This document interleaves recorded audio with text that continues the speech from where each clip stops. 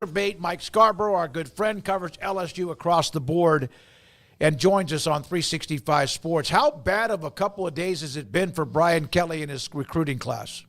It has not been good. Look, obviously a 3-game losing streak. Look, I think there was a juncture in the middle of the football season where there was a little bit of fool's gold, and LSU fans thought the season was going to head into a direction that was much better than the team's ability. So 3 straight losses, and Bryce Underwood, a 5-star quarterback, number 1 in the country, prized possession in their recruiting class for a year. To lose him with 14 days left until signing day is absolutely a big blow. And it's been a fantastic recruiting class. It still can be, but you don't lose a guy like that this late. It's just I'm told that it's been like a funeral home around the football facility since they got word yesterday. And we get Brian Kelly on Thursday afternoons after practice, where he discusses how the week of prep has been for the upcoming opponent this week, Vanderbilt. And he sure was extra sarcastic and little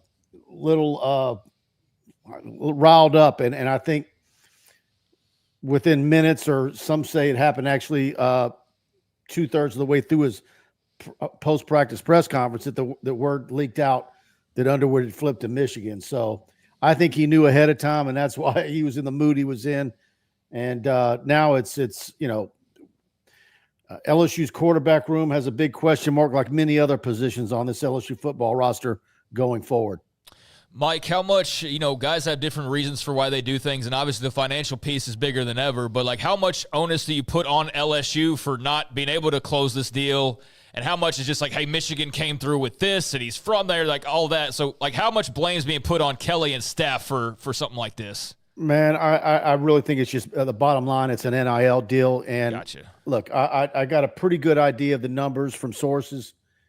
And I'm telling you right now, there's no other quarterback in the country that's committed for the class of 25 that has as lucrative of a deal that LSU had on the table for Bryce Underwood.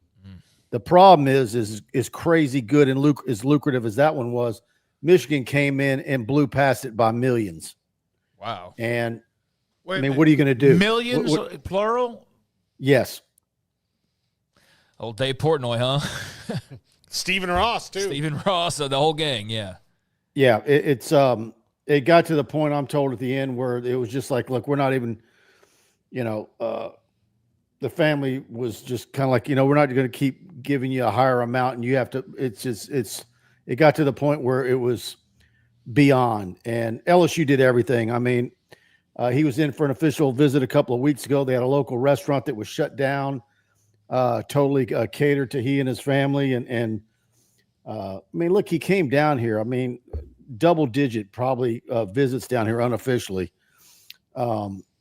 Everybody that does what I do in the local LSU media was like me and thought that LSU was going to make it to the finish line, and they didn't. And the number that LSU was, I'm told the number that LSU was at for him for a package for multi-years in Baton Rouge was $10 million, and Michigan went well beyond that. Oh my God! I really hope that's not true across the board, but it wouldn't surprise me. I've always thought the numbers were silly and maybe just out of the, but that would not surprise me anymore. No. Yeah. Well, I liken it to a scenario where, if you're a guy that if you've ever bid on anything on eBay, you're just sitting there waiting on an auction, and if you put a bid in and with 30, 45 seconds left, and you put in the right amount, you're going to win it. And they came in with their last ditch effort, and they got him. And they're absolutely sick because, there's a couple of quarterbacks that we feel that are probably going in the portal for LSU backups. And I didn't think they were going to take a quarterback at all for 26 with Underwood coming in. And then you've got a nice group in Louisiana with offers for 27. Now, and then look, Nussmeier has not performed very well in the last couple of games, but there's still an outside shot. He might decide to go pro. What if he does that? It could really be a disaster. So they're going to need at least one quarterback in the portal.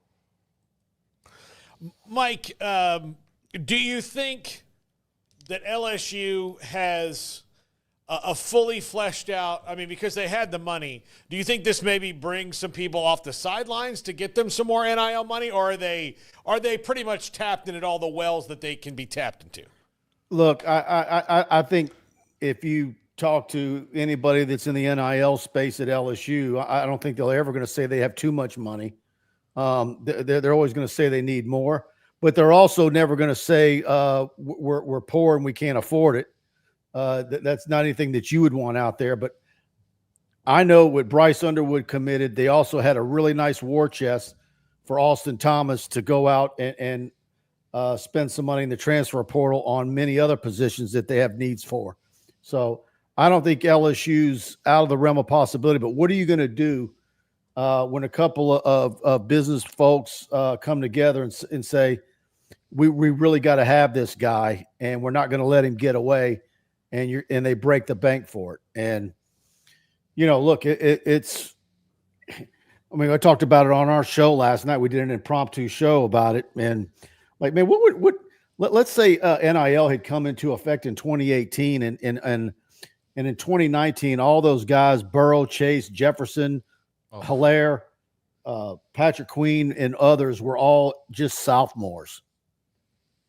If you give Joe Burrow $15 million, what are you going to give Jamar Chase? What's Justin Jefferson going to expect? It can create crazy dissension in your locker room, and at some point, you got to walk away. Kim Mulkey was involved with the top recruit in the country. That number got to be $1.5 million, and which is crazy, and walked away. And they put that money towards 3 other top tier players, and that's the way you got to do it. And but it's I assure you, Joe Sloan, LSU's offensive coordinator, quarterbacks coach, he's probably having a hard time keeping food down right now. So, Mike, Vanderbilt upcoming. What's the feeling about on the field, or what's the feeling like on the field, I should say, with the Tigers and just all that's going on right now? Yeah, it's a must win. They cannot go to a 7-5 this year and going into a marginal bowl. In fact, one of the bowl projections I saw was LSU in the Texas Bowl, possibly playing Baylor a week or two ago. So, I mean, look, there's a lot of things that can change there, but a lot of guys are opting to go hunting this weekend, and they've turned the page on LSU football because once you start talking about Texas Bowls and Music City Bowls, everybody kind of tunes out. And what happened last night makes it even worse. So, but we're gonna see what kind of crowd they have for Vanderbilt. They've got to have it. You lose to Florida, and I think this Vanderbilt team is better than Florida. Yeah, no, I mean, they're steady. They're tough as nails. Mike, what does it mean if you think about college football, where LSU is in the upper echelon? And yes, we know Michigan, Ohio State, Alabama, Texas, etc. But what does it say when LSU may not have enough oomph to recruit and get the players they want? Well, you know what's crazy is I'm looking at this roster, and they've got holes everywhere. And you're like, well, why is this? It's not because LSU has been losing a bunch of the key Louisiana players. They've been locking down the state of Louisiana since Brian Kelly got here. So I think there's a combination of the state not producing it's several key positions, and then some of the Louisiana talent has not developed yet. And then probably the biggest of all is Brian Kelly making some poor decisions early on with defensive staff hires and some misfortune there.